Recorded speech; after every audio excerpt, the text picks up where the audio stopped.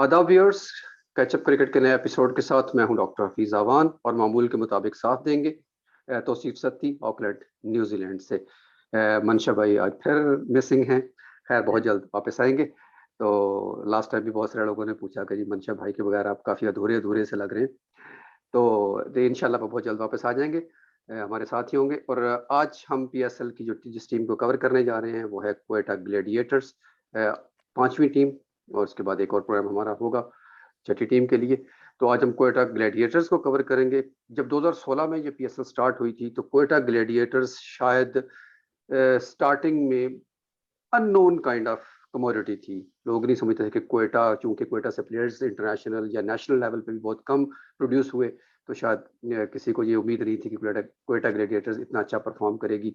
Specially पहले चार season में तो उन्होंने बहुत अच्छा परफॉर्म किया। शायद उसमें मेरा जाती ख्याल है कि उसमें सबसे बड़ा अहम रोल जो प्ले किया वो था सर विविन रिचर्ड्स ने। क्योंकि पहली दफा मैंने देखा कि उससे हट के, कोचिंग और मैनेजिंग से हट के एक मेंटोरशिप चीज होती है। और सर विविन रिचर्ड जिस तरह वो वहां बैठ के, कैंप में बैठ के उन्होंने प्लेयर्स को बकअप किया और उनके साथ शेयर किया, ड्रेसिंग रूम शेयर किया और उनको अप्रिशिएट किया, वो एक काबिल दीद चीज थी। और उसी चीज ने क्वेटा को क्वेटा ग्लैडिएटर्स बनाया।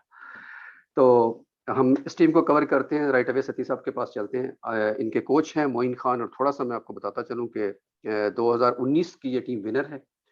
एक टाइटल अब तक ये जीत चुकी है पीएसएल का। और उसके अलावा 2019 के अलावा 2 दफा ये फाइनलिस्ट भी हुए हैं ये, लेकिन टाइटल एक जीता इन्होंने। उसके अलावा लास्ट दोनों सीजन इनके काफी बुरे गए। एक में इन्होंने सेकंड लास्ट पे शायद फिनिश किया और एक में लास्ट पे फिनिश किया। तो सती साहब जी, इनकी पिक, इंटरनेशनल प्लेयर्स और बैटिंग कैसे देखते हैं आप?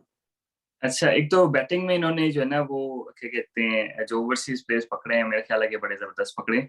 मतलब स्पेशली जेम्स विंस और जेसन रॉय, क्योंकि दोनों जो हैं वो बड़े एस्टेब्लिश T20 क्रिकेटर्स हैं अराउंड द वर्ल्ड और कंसिस्टेंट हैं। और फिर बेन डकेट हैं, वो भी कंसिस्टेंट हैं, हिटमर हैं। तो आई थिंक इन्होंने जो है वो ओवरसीज अपने बड़े क्या कह सकते हैं कि बैलेंस, क्योंकि इन्होंने लोकल बॉलर्स पकड़े हैं और ओवरसीज बैट्समैन पकड़े ज्यादा ना, तो इन्होंने बैलेंस बड़ा अच्छा रखा है। फिर फॉकनर, जेम्स फॉकनर जो है वो ऑलराउंडर हैं, लेकिन वो ऑस्ट्रेलियन विकेट से ज्यादा सब कॉन्टिनेंट विकेट पे बेहतर बॉलिंग करते हैं, क्योंकि वो चेंज ऑफ पेस करते हैं और बड़ा अच्छा चेंज ऑफ पेस करते हैं। तो आई थिंक कि अगर और इस दफा अगर बॉलिंग की बात की जाए तो उनके बॉलिंग कोच हैं उमर गुल। तो अगर उमर गुल को आप देखें तो नसीम शाह और हसनैन दो यंग फास्ट बॉलर्स हैं जो दोनों अभी डेथ बॉलिंग के स्पेशलिस्ट नहीं बने। तो आई थिंक कि उमर गुल का एडिशन वहां पे बड़ा अच्छा है, क्योंकि दो यंग प्रॉमिसिंग फास्ट बॉलर्स हमारे पास हैं जिनके साथ वो काम कर सकते हैं। तो डॉक्टर साहब, अगर आप इनकी बैटिंग देखें, अगर लोग पाकिस्तानी प्लेयर्स की हम बात करें तो इनके पास इफ्तिखार अहमद हैं, मोहम्मद नवाज हैं, उमर अकमल हैं, बंगल हैं जो बलूचिस्तान के ही हैं। तो क्या कहते हैं, कोई बहुत ज्यादा डेप्थ नहीं है लोकल प्लेयर्स में बैटिंग की। तो आप इसको किस तरह देखते हैं? मेरा यही सबसे बड़ा क्वेश्चन मार्क है क्वेटा ग्लैडिएटर्स पे कि मुझे माजरत के साथ मुझे ये लफ्ज़ ये इस्तेमाल करना पड़ेगा कि ये मुझे थोड़ी फीकी टीम लगी है। सही अगर सही। मतलब गो कि इसमें एक्सपीरियंस बहुत नज़र आता है। शाहिद अफरीदी हैं जहाँ पे सरफराज खुद कैप्टन भी हैं, पाकिस्तान के कैप्टन भी रह चुके हैं, अभी भी पाकिस्तान टीम के साथ हैं। तो एक्सपीरियंस के लिहाज से तो बड़ी ये नज़र आती है, ऑन पेपर्स बड़ी स्ट्रॉन्ग टीम नज़र आती है। लेकिन अगर परफॉर्मेंस के हिसाब से देखा जाए तो बैटिंग में खास तौर पे जैसे आपने बात की, तो शाहिद अफरीदी एक अरसे से बैटिंग में कोई परफॉर्मेंस उस तरह से नहीं दे रहे। और वो उसको अपने सर पर भी नहीं ले रहे, क्योंकि वो बतौर बॉलर ही खेल रहे हैं। वो दो चार बालें आके खेली, लग गई तो लग गई वाले हिसाब पे खेल रहे हैं। सरफराज काफी स्ट्रगल कर रहे हैं बैटिंग में भी और कैप्टेंसी में भी। ये उनका इस वक्त जो वीक पॉइंट है कि लास्ट टाइम अगर आपको याद होगा तो सरफराज की कैप्टेंसी पे काफी क्वेश्चन भी उठे थे, और खास तौर पे उनके उस रवैये पे भी जो किसी हद तक टीम के लिए भी और ग्राउंड के अंदर क्राउड के लिए भी यूं कह सकते हैं उसको कि वो मुनासिब नहीं था। तो शायद वो प्रेशर भी इन पे अभी भी रहेगा। और उसके अलावा जो एक और, I shouldn't say this word but I have to, कि उन्होंने एक और बर्डन भी ले लिया है उमर अकमल की शक्ल में। माजरत के साथ मुझे ये लफ्ज़ इस्तेमाल करना पड़ा इसलिए कि वो क्रिकेट पे काफ़ी अरसे से इसी तरह से ही आ रहे हैं। और अभी उनके लिए कि ये लाइफ लाइन है कि वो अपने आप को साबित करते हैं, पाकिस्तान टीम तक वापस आते हैं, या एटलीस्ट क्वेटा ग्लैडिएटर्स के लिए परफॉर्म करके अपनी उस मुश्किल को आसान करते हैं जो पिछले कई सालों पे से उनके साथ चिमटी हुई है। तो जो लोकल्स प्लेयर्स पे इन्होंने इस तरह से रिलाय नहीं किया। बैटिंग में इनको जो प्रॉब्लम आएगा ना सदी साहब, सबसे बड़ा वो है जेम्स विंस और जेसन रॉय।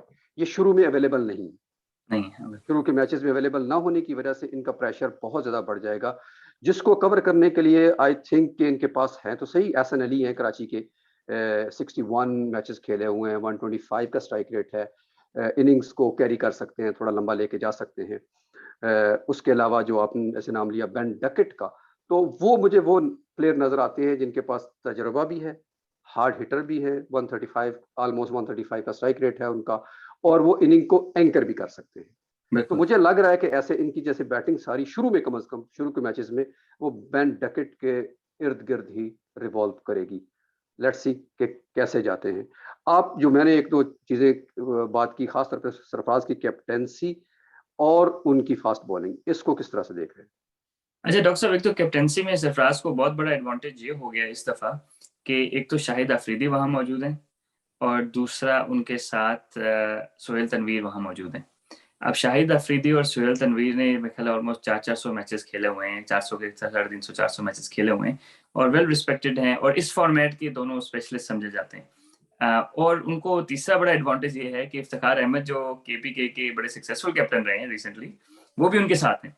तो आई थिंक ये जो on field quick decision making है ना, उसमें उनको बड़ी हेल्प अवेलेबल होगी अगर वो ओपन माइंडेड हैं इस बारे में ना।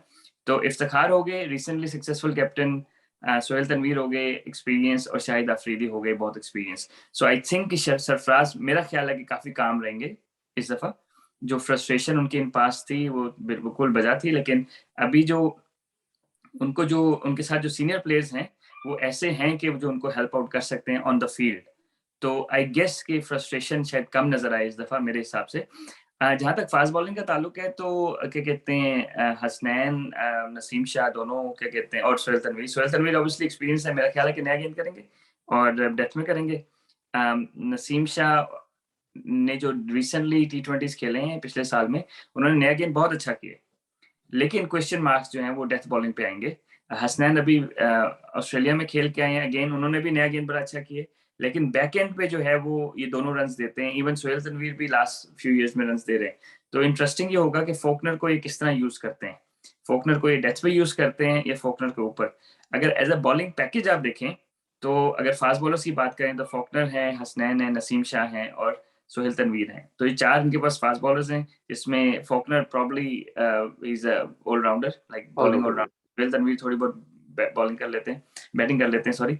फिर इनको जो सबसे बड़ा मेरे हिसाब से एडवांटेज है वो नवाज का है, क्योंकि नवाज पूरा बैट्समैन भी है और पूरा बॉलर भी है, at least at PSL level, right. तो उसमें ये हो जाएगा कि क्या कहते हैं इफ्तिखार भी बॉलिंग कर रहे हैं, तो इनके जो यंग बॉलर्स हैं ना नसीम शाह और हसनैन, स्पेशली अगर इन दोनों के आपके 4-4 ओवर नहीं भी निकल रहे ना, ठीक है, अगर विकेट ज्यादा स्लो है और इफ्तिखार ने, क्योंकि इफ्तिखार ने 1 ओवर तो करना ही करना है, अच्छा हो गया तो 4 कर लेगा, नहीं होगा तो 1-2 कर लेगा।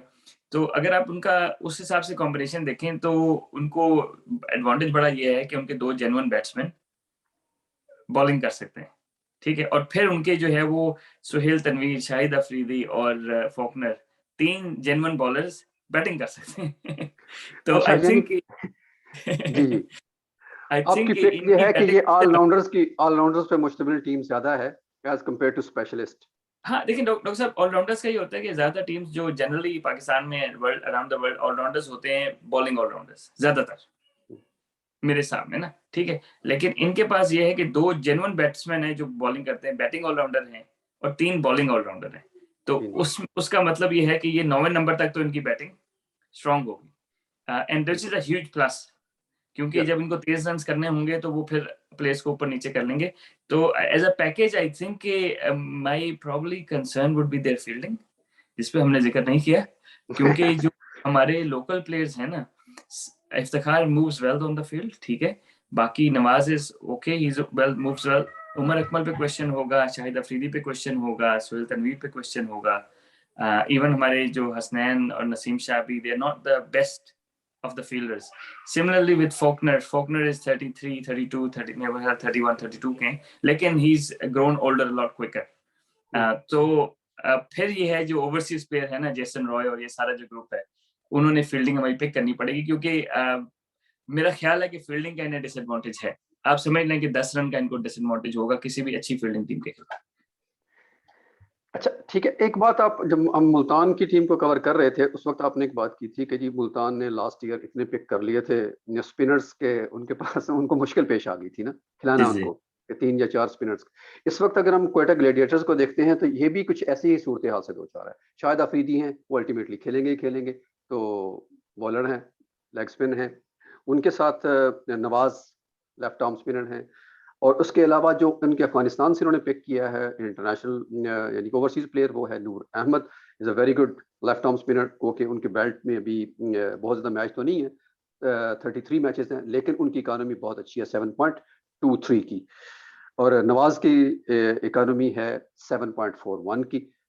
नवाज भी पिक है, और उसके अलावा इफ्तिखार अहमद जिसका आपने जिक्र किया, वो इसलिए बाहर नहीं हो सकते क्योंकि एक तो उनकी करंट फॉर्म बहुत बेहतरीन है। उन्होंने जो 2 टाइटल्स डोमेस्टिक के, फर्स्ट क्लास का भी, काजन ट्रॉफी का भी यानी कि, और T20 नेशनल T20 का जो सिंगल हैंडेडली फाइनल जितवाया, और उन्होंने थ्रू आउट पूरे टूर्नामेंट में 409 रन किए, और स्ट्राइक रेट 170 का है, जो मतलब इससे जाहिर हो रहा है कि वो इस वक्त अपनी लाइफ की बेस्ट फॉर्म में है। ओवरऑल उनका स्ट्राइक रेट हालांकि 127 का है, लेकिन इस मौजूदा सिचुएशन में उनके 170 का स्ट्राइक रेट है, बहुत आला स्ट्राइक रेट के साथ खेल रहे हैं, और उसके अलावा उनकी भी इकोनॉमी बहुत बेहतरीन है, और 7.42, जो आपने कहा कि एक ओवर भी कर सकते हैं, 4 भी कर सकते हैं, ओवरऑल ही इज गुड, वो he is a complete package. यानी कि जैसे लग रहा है कि हमने कई बात की भी थी कि मोहम्मद हफीज को रिप्लेस करते हुए नजर आ रहे हैं वो इंटरनेशनल क्रिकेट में, क्योंकि वो रिटायरमेंट भी ले चुके हैं, तो इन्होंने काफी हद तक वो जगह कवर कर ली है। खैर एनीवेज, इनके पास अली इमरान है जो आपके क्लब पार्टनर भी हैं, बैटिंग है और बॉलिंग वो भी कर सकते हैं। आपने ऑलराउंडर की बात की तो मैं बताता चलूं कि कुछ और ऑलराउंडर भी इनके पास मौजूद हैं। अली इमरान इस्लामाबाद से, आपके आसिफ मेमोरियल के प्लेयर, हमारे अजमल साबर साहब के फर्जंदे अर्जुमन, तो इनका भी अच्छा स्ट्राइक रेट है, 140 के आसपास है, 21 मैचेस खेले हुए हैं, तो he can cover very well. ये बेसिकली पार्शियल रिप्लेसमेंट है नूर अहमद की। जी जी। तो खैर बात लंबी होगी मेरे से, वो मैं बात ये कर रहा था कि स्पिनर की जो ऑप्शन है, इनके पास 4 स्पिनर, और इनमें से बज़ाहिर ऐसा लग रहा है कि कोई भी बाहर बैठने वाला नहीं है, सारे खेलने वाले हैं, तो काफी मुश्किल नहीं पेश आएगी इनको? डॉक्टर साहब, असल में फर्क ये है कि अगर इनकी स्पिन बॉलिंग देखें, और जिस हम लास्ट से मुल्तान ने 3 जेन्युइन लेग स्पिनर्स पकड़ लिए ना, ठीक है, अगर अगली टीम में 3 खब्बे आगे ऊपर तो इफेक्टिवनेस कम हो जाएगी ना। अगर आप इनमें भी देखें ना, तो इफ्तिखार अहमद ऑफ स्पिनर है, ठीक है, which means brings into the right handers. Natural जो डिलीवरी है उनकी, जो स्टॉक डिलीवरी है, Nawaz takes it away, Afridi takes it away from right handed, and Noor Ahmad is a chinaman who brings it in. So इनके पास 2 and 2 हैं, यानी कि 2 बाहर निकालते हैं, 2 अंदर लाते हैं, ठीक है, और उनमें से जो है वो 2 जेन्युइन बैट्समैन है और 1 ऑलराउंडर है। तो I think on that front I don't think they are spinner heavy, they are just lucky to have this luxury that their 2 top of the batsman are decent spinners as well. तो I think कि इन्होंने उस हिसाब से अपना, मेरे ख्याल है कि दे हैव गॉन वेल, क्योंकि बैक एंड में अगर विकेट्स दोबारा यूज होते हैं तो स्लो हो जाते हैं, तो फिर ये है कि नूर अहमद का भी आ जाएगा। और मैंने देखा है कि even including Babar and Rizwan, हमारे बैट्समैन चाइनामैन बॉलर को पिक नहीं कर पा रहे, क्योंकि नेशनल T20 में वो छोटा सा बच्चा था, आई डोंट नो क्या नाम है उनका, अकरम, फैसल अकरम है क्या नाम है, उसको नहीं पिक कर पा रहे थे, ठीक है। तो नूर अहमद तो थोड़ा सा एस्टेब्लिश प्लेयर है, तो बिग बैश भी खेला, आगे पीछे भी खेला, तो it would be interesting, but I think on that front what you're saying कि I don't think they've picked a spinner heavy, they're just lucky that they have 2 batsmen who ball as well. That's good.